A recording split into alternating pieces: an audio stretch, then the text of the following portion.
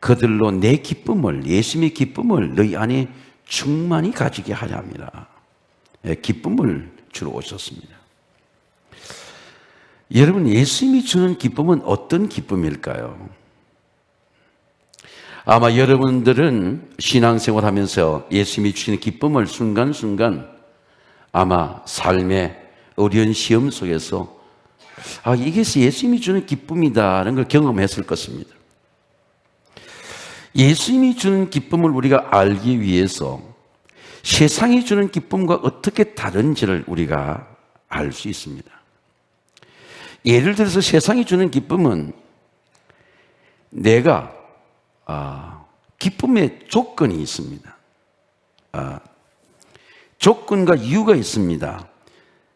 내 몸이 건강하다거나 또 우리 자녀들이 많은 아이들 중에서 좋은 상을 받아왔다거나 또 이 불황 중에도 회사에서 승진을 했다거나 내가 암에서 몸이 나았다거나 이런 기쁨과의 이유가 조건이 있습니다. 그러나 예수님이 주신 기쁨은 기쁨의 조건이 없어요. 그냥 내가 사는 게 기쁜 겁니다. 내가 존재하는 게 기쁜 거예요. 내가 예수를 믿게 된 게 기쁨인 거예요. 오늘 내가 예배의 자리에 와 있는 게 그냥 기쁜 거예요. 삶의 이유와 조건이 없습니다. 내 존재 가치가 기쁜 거예요. 생명 자체가 기쁜 겁니다. 제가 인터넷 뉴스에 보니까 돌봄센터에 아내가 있기 때문에 아내가 아스트라 백신을 맞고 그 다음에는 다른 2차 백신 조천을 맞아야 되는데 그 맞은 것 때문에 혼수 상태가 왔어요. 많은 사람이 백신을 맞아도 백신으로부터 건강한 사람도 있고 환난을 당한 사람도 있어요. 그 많은 환난을 당하는 사람 중에 내가 하나님의 생명을 내가 지켜주신 내 존재 자체가 오늘 또 내가 살아서 건강해서 하나님 앞에 예배하는 자체가 감사한 거예요. 기쁜 겁니다. 예수님이 주시는 기쁨은 어떤 기쁨의 조건이 아니라 기쁨의 가치와 능력을 할 때, 예수님이 주는 가치와 능력을 할 때 내 모든 삶의 문제를 해결할 수 있는 기쁨이 이 속에 있는 겁니다. 예수님을 영접한 기쁨입니다. 영접하는 자, 그 이름을 믿는 자 하나님의 자녀가 된 권세를 주셨으니. 제가 아이 하나 태어났을 때 이 12장을 갖고 이름을 지어줬습니다. 은혁이라고 이름을 지었습니다. 빛날 혁자라고 지으라고 했습니다. 근데 그 아이가 고3인데 새벽 기도를 나왔더라고요. 엄마 아버지도 나오지 않은 새벽 기도를 그가 뭔지는 모르지만 기도하는 자리에 앉았더라고요. 내가 하나님의 자녀가 된 것이 권세구나. 기쁨이 오는 거죠. 예수 그리스도가 내 안에, 내가 홀로 사는 게 아니고 예수가 내 안에 사는 기쁨입니다. 그날에는 내가 아버지 안에, 너희가 내 안에, 내가 너희 안에 있는 것을 알게 되리라. 예수님이 내 안에 살고 계시는구나. 예수님이 내 안에 사니까 내 마음에 사막 같은 내 마음이 천국이 되는 거죠. 하나님의 나라는 먹고 마시는 것이 아니고 의와 평강과 희락이라. 우리 가정이 가난하고 집값이 어려운 가운데서도 우리 가정의 아이들과 함께 상에 둘러 있는 게 천국이라. 야, 우리 가정은 하나님이 가진 천국이다. 교회가 하나님의 천국이다. 왜? 예수님이 우리 교회 안에, 우리 가정 안에, 우리 안에 살고 있어서 천국인 겁니다. 오늘 바울은 이 기쁨을 말하는 겁니다. 예수가 내 안에 있는 기쁨, 예수가 우리 안에 있는 기쁨, 내가 너희를 생각할 때마다 기뻐하는 이 기쁨, 내가 간구할 때마다, 너희 이름을 부를 때마다 기쁨으로 내가 간구하는 이 기쁨은 그리스도 안에 누리는 기쁨이다. 이게 신앙의 기쁨입니다. 복음의 진보입니다. 형제들아, 내가 당한 일이 복음의 진본이 된 줄 내가 알기를 원하노라. 여러분, 복음의 진전 포락 진보가 된 줄 내가 알기를 원하노라. 내가 당한 일이 어떤 당한입니까? 제가 이 바울의 이 감옥 생활을 자세히 조사해 보니까 한 4년 감옥 생활하는데요, 2년 동안에 면회도 됐어요. 거주 제한만 했습니다. 그냥 철장 있는 감옥이 아니었어요. 로마가 그렇게 선진 사회입니다. 주거만 제한한 겁니다. 출입만 하지 말라는 겁니다. 오는 사람은 영접하게 했어요. 근데 바울이 더 중요한 사람의 복음이 번져 나가니까 로마에서 생각을 바꾼 겁니다. 주거 제한이 아니라 시대 안에 갇혀라, 저 사람. 점점 풀어지는 게 아니고 감옥 생활 속에 이 주거 제한에 사람도 만나고 면접도 하고 그러는 이 바울을 시대 안에 갇혀놓은 겁니다. 근데 바울은 억울한 게 아니고 내가 시위대 안에 갇혔다고 해서 너희들 슬퍼하지 마라. 복음은 시위대 안에서도 나타난다. 이게 이제 바울의 편지예요. 내가 당한 일로 인해서 너희들이 근심하지 말라. 복음이 이제 내가 주거제 안에서 시위대 안에 갇혀도 시위대 안에 군인들도 예수 믿는 사람이 생기게 될 것이다. 이게 이제 바울의 그리스도에 대한 확신입니다. 원래 이 진보라고 하는 말은 정치적 단어가 아닙니다. 로마 군인들이 워낙 이 군인이 무장된 군인이에요. 로마의 모든 길은 다 로마로 통한다라고 하는 말이 비가 오고 홍수가 와줘도 로마의 길로 마차가 달려가는 겁니다. 왜? 로마는 길이 뚫려 있어요. 진보가 나타나요. 그 로마 군병만 들어가면 다 점령이 되는 거예요. 진보가 되는 거예요. 이게 진보나 포락을 해서는 나간다는 뜻이에요. 로마 병력이 나가면 정복이 되는 거예요. 왔노라 싸우노라 이겼노라. 로마 군대만 싸우면 이기는 거예요. 그게 진보입니다. 진보가 나쁜 말이 아니에요. 원래 진보와 보수로 하는 말은 보수는 가치를 잡는다는 뜻이고 진보는 싸우는 게 아닙니다. 항상 그 사회에는 좋은 가치를 잡아야 되고 믿음의 선배들이 남겨준 신앙의 가치를 보수해야 되고 지켜야 되고 그리고 그 보수에서 새로운 사회 속에 나가야 되는 겁니다. 근데 진보와 보수가 왜 나쁘냐 할 것 같으면 보수가 왜 타락하고 진보가 왜 나쁘냐 할 것 같으면 사람들이 나빠서 그래요. 개혁을 진보한 가장한 진보들이 나타나니까 그 진보가 나쁘다는 생각을 갖게 되는 겁니다. 그 진보가 여러분 보수를 깨부수고 싸우는 게 진보가 아니에요. 내 삶을 진보하고. 그래서 바울이 이 성경에서 진보라고 하는 말을 씁니다. 복음의 진보가 된 너희를 알기를 원하노라. 그런 말이에요. 그런데 실제로 바울은 빌립보 감옥에서 경험하지 않았습니까? 복음의 진보가. 빌립보 안에 나타나가지고 간수가 예수를 믿고 주 예수를 믿으라. 여러분 한번 따라하겠습니다. 주 예수를 믿으라. 그래야만 너와 내 집이 구원을 받으리라. 감옥 속에 복음의 진보가 나타나서 간수 가정이 구원을 받았습니다. 복음은 어떤 고난에도 어떤 핍박에도 막히질 않아요. 복음은 절대 막히질 않습니다.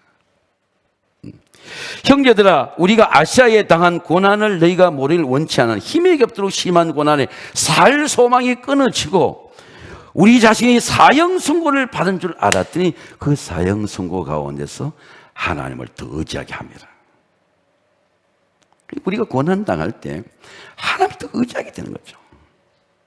그리고 팬데믹이라고 하는 재앙이라고 하는 복음의 볼을 채색하는 게 이 팬데믹의 재앙 속에 하나님을 더 의지하는 거예요. 그러면 이 팬데믹을 뚫고 나가는 겁니다. 이게 진보예요. 팬데믹을 이기는 겁니다.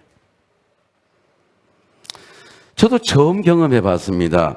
종로에 우리 외국 나간 가족이 있어가지고 스타벅스에 먼저 올라가 있더니 이제 우리 딸이 올라오는데 스타벅스에 사무 서비스한 아르바이트 학생 올라온 겁니다. 올라와서 두 사람 위에는 못 앉게 된다는 겁니다. 제가 가족 증명서를 갖고 있어서 가족 증명서 있다고 하니까 가족 증명서도 안 된다는 거예요. 그래서 왜 그러냐고 말하니까 이 스타벅스가 영업 정지를 맞으면 안 된다는 겁니다.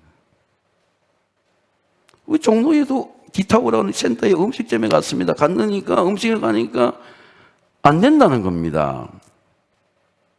가족 증명서도 안 된다는 겁니다. 그래서 제가 마음이 굉장히 불쾌했어요. 왜 안 되냐. 이거 우리 가족에 모여야 되고 이제 출국해야 되는 사람도 있고 그런데 그러니까 지난주에 상백만의 벌금을 맞았기 때문에 또 맞으면 안 된다는 겁니다.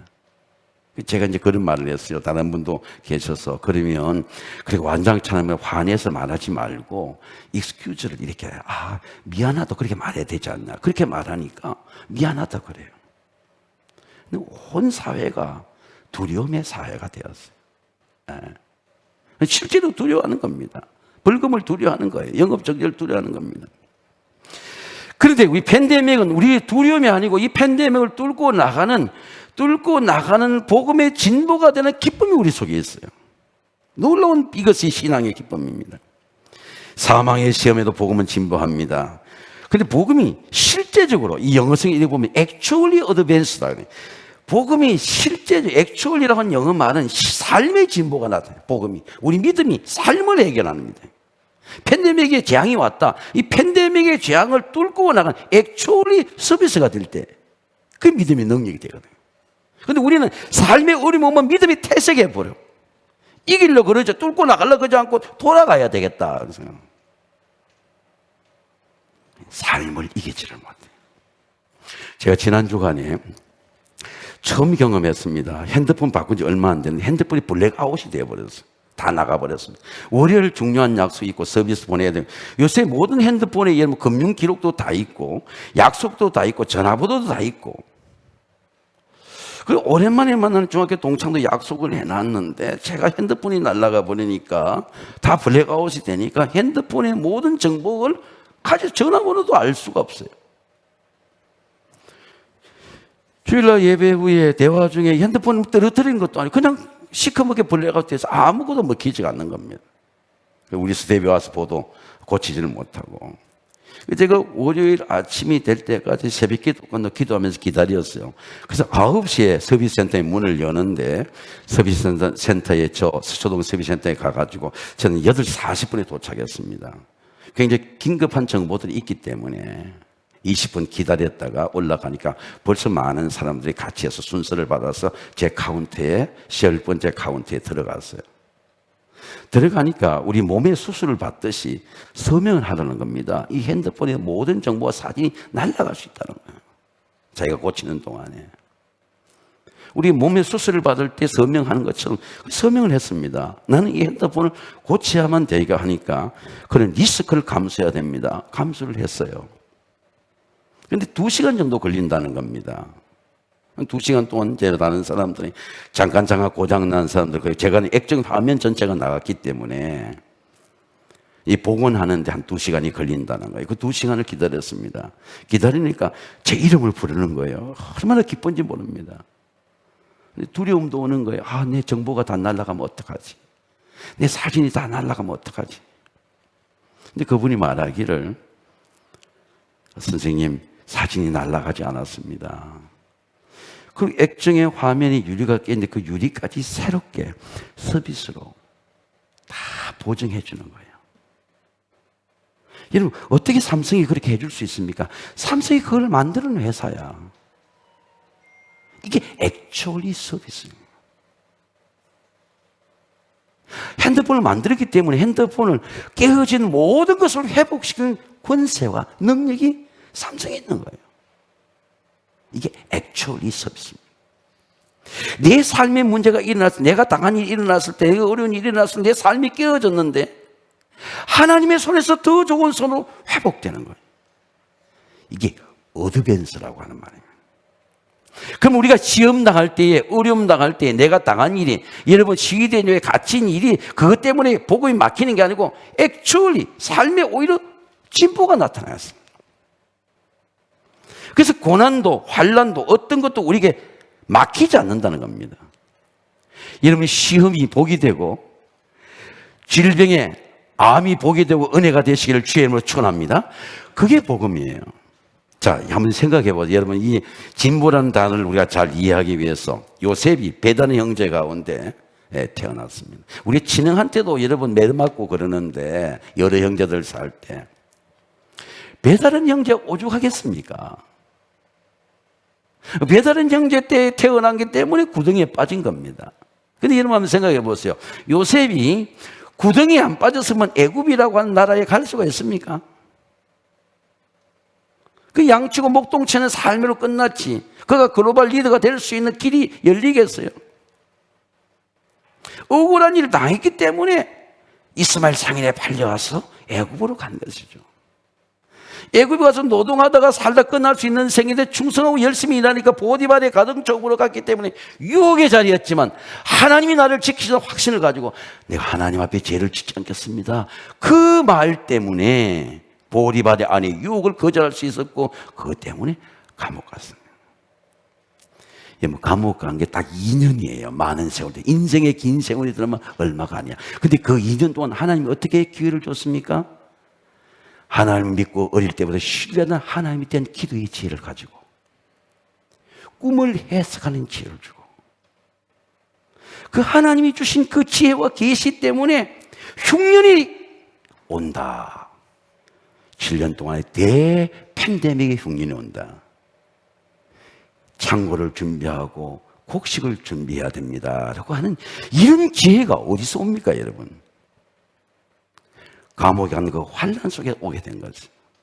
이게 창세기 39장에 보면 하나님께서 범사에 요셉과 함께 하심으로 그를 형통케 하셨더라.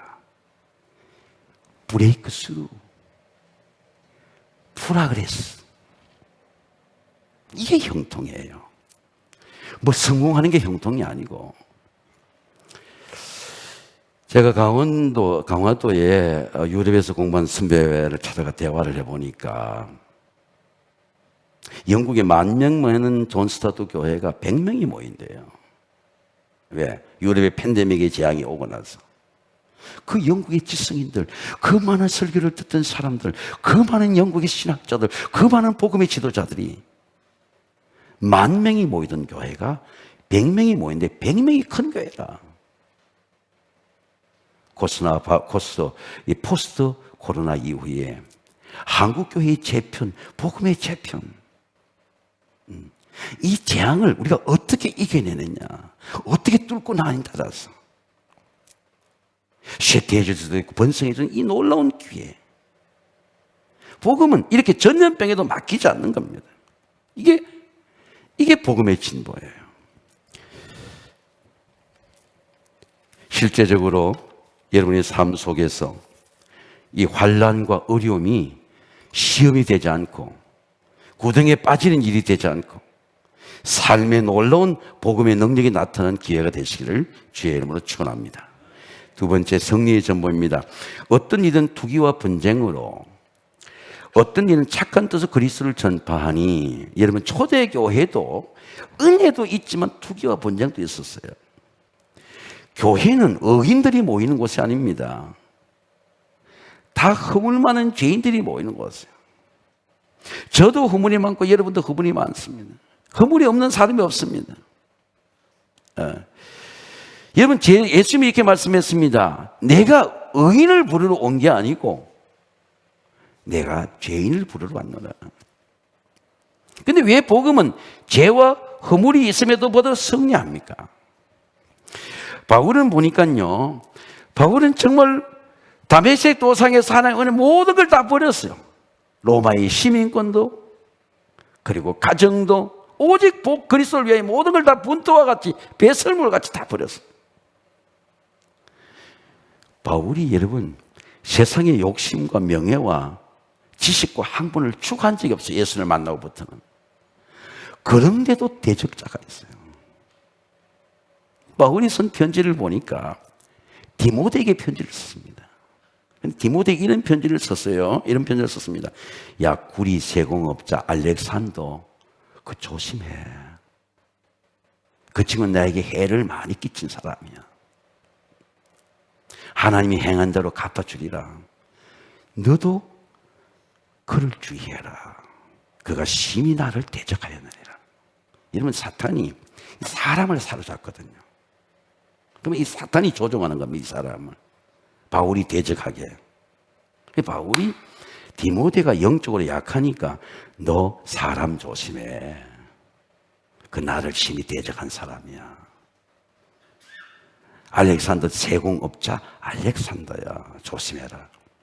바울이 얼마만큼 사람의 대적을 받았나 이래 보니까 바울이 복음의 능력이 나타나니까 서기관들과 바리새 제사장들까지 그 회당에, 제사장은 회당의 권력을 가진 자예요. 제사장 연합해가지고 40명이 뭉쳐서, 유대인들이 뭉쳐서 바울을 대적하는 겁니다. 오늘 우리 한국 사회를 보면 법조 카르텔이라는 게 있죠. 지식인들이야. 마땅히 바르게 판결해야 돼. 근데 다 카르텔을 지어가지고 쫙 드러나지 않을 것이다 하고 그 선동하고 하는 겁니다. 왜? 평생을 그렇게 해왔어. 지식을 팔아왔어. 근데 하나님이 기회가 되니까 이제 드러내시잖아요. 억울한 걸 통해 드러내시잖아요. 근데 제가 이래 보니까 가난하고 억울하게 자란 사람이 가난한 사람 더 무시해요. 원래 바르게 자랐던 사람은 그 무시하지 않습니다. 근데 가난하고 억울하고 투쟁하게만 사는 사람이 더 가난한 사람 무시해요. 내가 무시당해봤기 때문에. 무시해도 된다 생각하는 겁니다. 인권을 무시해도 신체를 제한해도 된다. 그렇게 생각하는 겁니다. 그런데 바울이, 누가 바울을 생명을 지켜줄 수 있습니까? 바울이 누구를 의지했습니까? 누가 여러분, 하나님의 사람이 되어가지고 하나님의 길을 한번 해보세요. 나를 지켜줄 수 있는 사람이, 아내가 나를 못 지켜줘.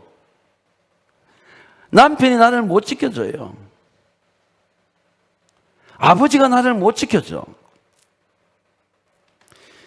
여러분, 하나님의 일을 하다가 억울한 일을 당하고 고통당할 때 지켜주신 분 누구예요? 우리 주 예수 그리스도, 예수님은 살아서 우리를 지켜주실 줄로 믿습니다. 그리고 바울이 고백하는 거예요. 뭐라고 고백합니까? 주께서 내 곁에 서서, 오늘 우리 김미랍선 찬송처럼 내 곁에 서서 내게 힘을 주시면 나로 말미암아 하나님의 말씀이 온전히 전파되어 이방인이 듣게 하십니다. 내가 사자의 입에서, 대적의 입에서 내 건짐을 받았다. 왜? 나한테는 미션이 있다 이 말이죠. 나한테 꿈이 있다 이 말입니다. 나한테는 기도가 있다 이 말입니다. 그래서 하나님이, 내가 아직 미션이 있기 때문에 하나님이 사명 가운데 내가 살아갈 때 주님이 나를 지켜주신다. 이 기쁨이죠. 기쁨입니다. 사람은 달라도 하나님이 주신 기쁨은 같아요. 다윗도 제가 허물이 많았지만 다윗이 고백합니다. 내가 여호와를 항상 내 앞에 모시며 그가 내 우편에 계심을 내가 흔들리지 아니하리라. 다윗도 보니까 엔게디 동굴에 피난 갈 때 사울이 권력을 가지고 3,000명을 갖고 이를 잡듯이 수색해요. 그런데 3,000명을 갖고 수색하고 권력을 갖고 있고 법인을 갖고 있고 군사를 갖고 있는 사울은 불안한데 다윗은 평안한 겁니다. 다윗이 왕의 옷자랑 베고 건너가서 뭐라고 말합니까? 왕이시여 여호와께 내 재판장이 될 것이고 왕에게 하나님께서 왕과 나 사이를 판단해 주실 것이고 주님께서 하나님께 내 억울함을 풀어주시고, 저는 이 말씀이 너무 좋아서 많이 묵상했습니다. 내 억울함을 풀어주시고, 여러분 한번 따라해. 억울함을 풀어주시고. 저 같은 사람 억울한 게 많은 일도 없지만 다 풀어주세요. 하나님 다 풀어주십니다. 하나님이 때를 기다리세요. 다 풀어주십니다. 여러분 정말 나라를 위해서 기도하세요. 우리 가정 문 닫아놓고 산다 그 생각하지 말고 정말 우리 한국교회는 기도하고 회개해야 돼요. 우리 목사들은 죄를 물어서 기도해야 됩니다. 정말 기도해야 돼요. 바르게 말하지 못했던 거, 바르게 설교하지 못했던 거, 바르게 직언하지 못했던 거, 권력에 아부했던 거, 축복을 남발했던 거 회개해야 돼요. 제가 오늘 어떤 분의 대청고분한 사람의 간증을 이렇게 듣는데, 어떤 광주에 있는 목사님과 이렇게 전화로 하는 녹음을 이래 듣는데 회개도 교회가 해야 되고 희망도 기도에 있다는 거예요. 우리 목회자와 장로님들이 회개해야 되고 희망도 교회에 있다는 겁니다. 한번 아멘 합시다. 아멘. 희망이 우리에게 있어. 우리가 기도해야 돼. 우리가 기도해야 돼. 세상을 향해서 기도해야 돼.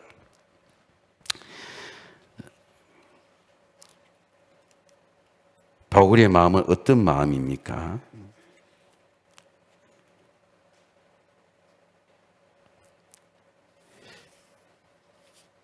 제가 달라스 신학교에 찰스 윈들 목사님의 설교를 이렇게 읽는데 그런 문장이 나와요. 그러면 어떻습니까? 내가 비난을 받았으면 어떻습니까? 나를 대적해도 어떻습니까?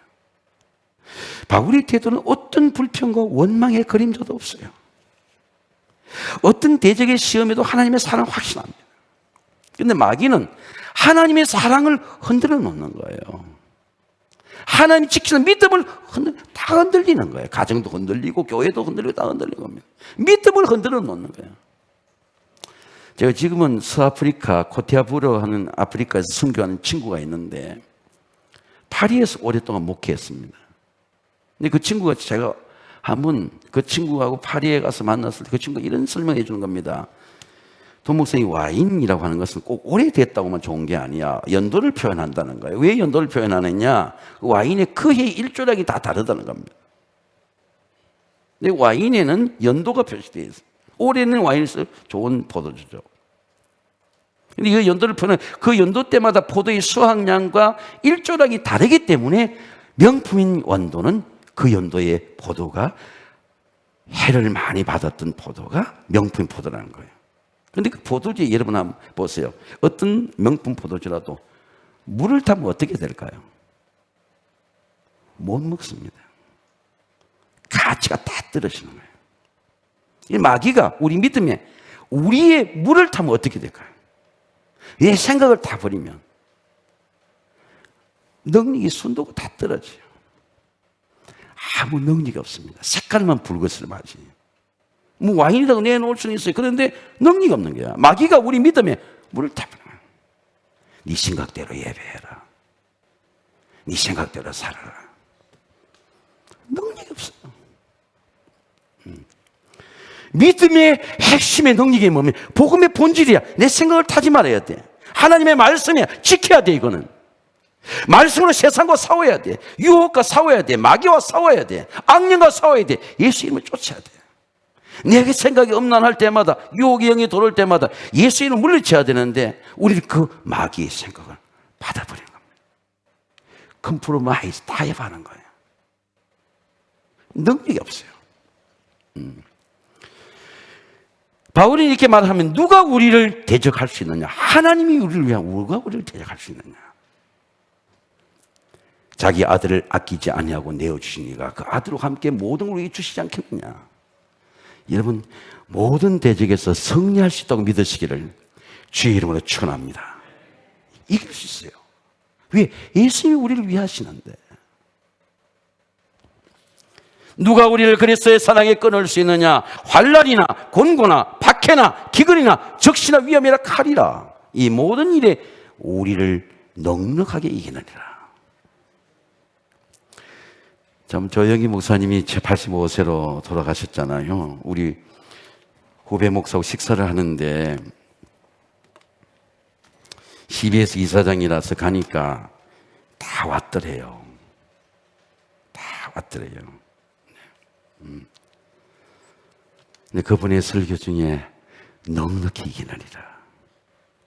여러분 어떤 시험도 예수 그리스도의 생명과 사랑으로 넉넉히 이긴다는 사랑에 대한 확신, 믿음에 대한 확신을 가지시기를 주의 이름으로 축원합니다.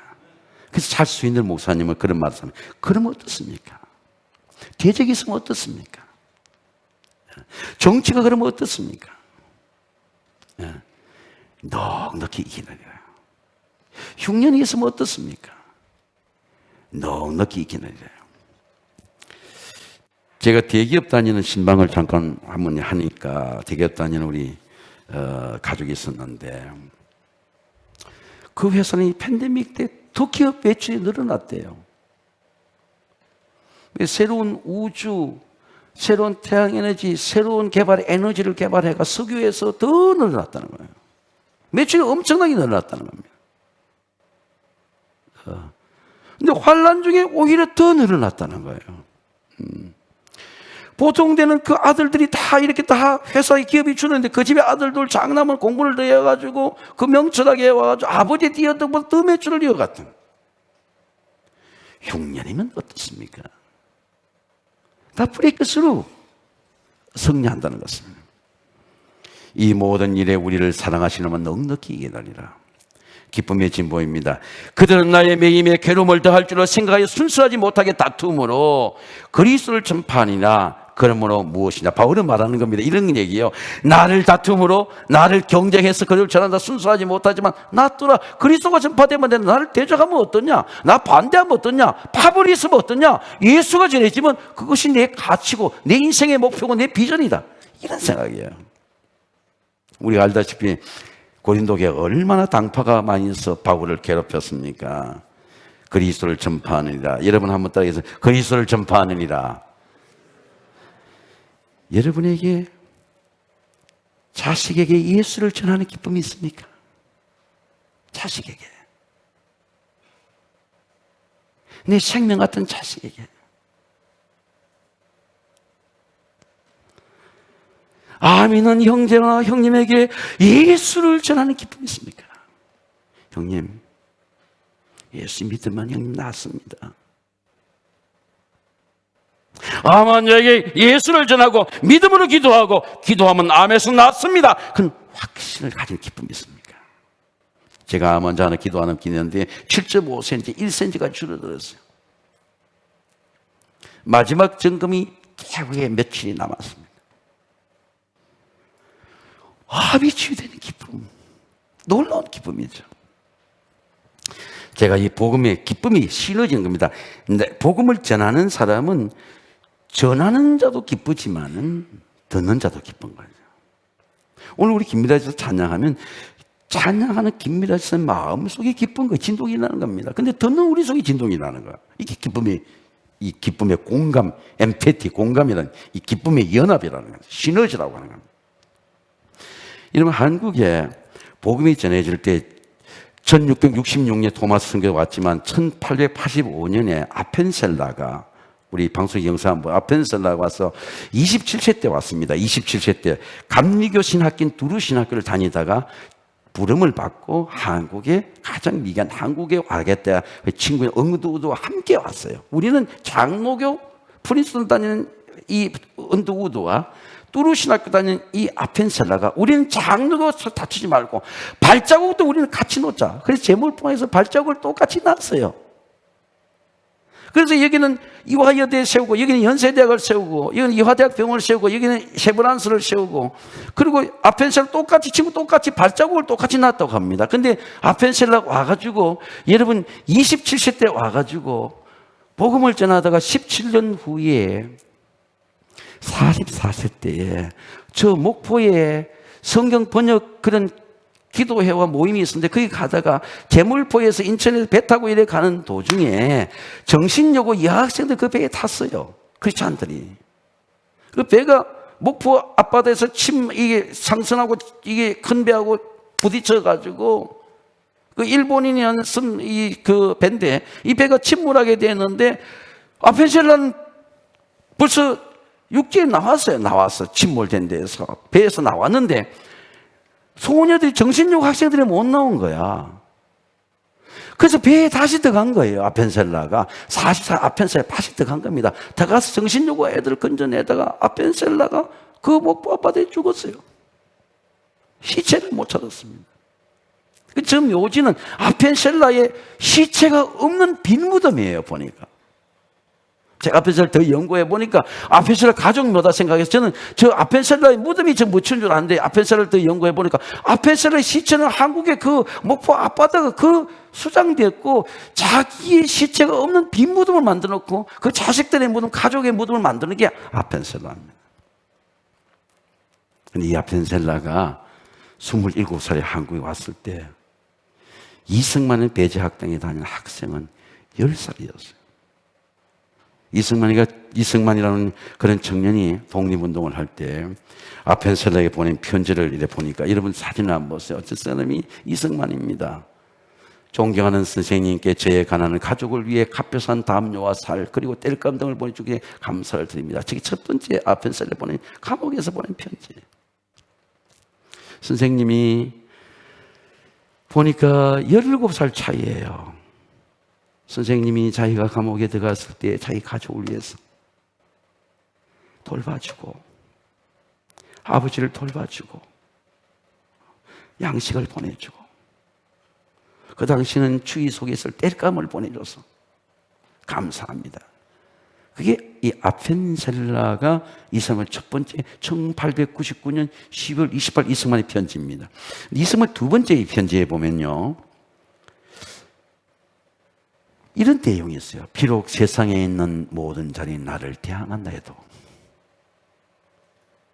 하나님의 뜻은 이루어질 걸 확실히 믿습니다.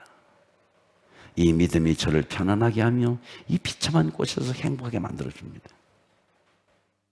제가 왜 이 말씀을 드리냐 할 것 같으면 아펜셀러의 기쁨과 이승만의 기쁨이 있었기 때문에 이승만 대통령이 대통령이 되고 자유 대한민국이 복음의 기쁨을 누린 거예요. 이게 예수님이 주는 기쁨입니다. 이게 복음의 기쁨이에요. 사랑하는 성도 여러분, 사도 바울의 기쁨을 마음에 새기는 명절이 되어서 아버지에게는 복음의 기쁨이 아들의 기쁨이 되고 온 가정의 기쁨이 되고 이 어둡고 엄난하고 폐역한 이 나라에 복음의 능력이 새롭게 일어나는 하나님의 은혜의 기쁨이 저와 여러분이 함께 하시기를 주의 이름으로 축원합니다. 기도하겠습니다. 거룩하시고 존귀하신 아버지 하나님, 그치려나 형식으로 하지 아니하고 오직 우리의 심령 속에 그리스도가 전파되게 하시고 나는 기뻐하고 기뻐하리라. 그 복음의 기쁨이 내 삶만 기뻐하는 것이 아니라 내 가정과 자녀들과 온 가정의 기쁨이 되게 하시고 온 나라의 회복의 기쁨이 되도록 하나님 은혜 베풀어 주시옵소서. 예수님의 이름으로 감사하며 기도하옵나이다. 아멘.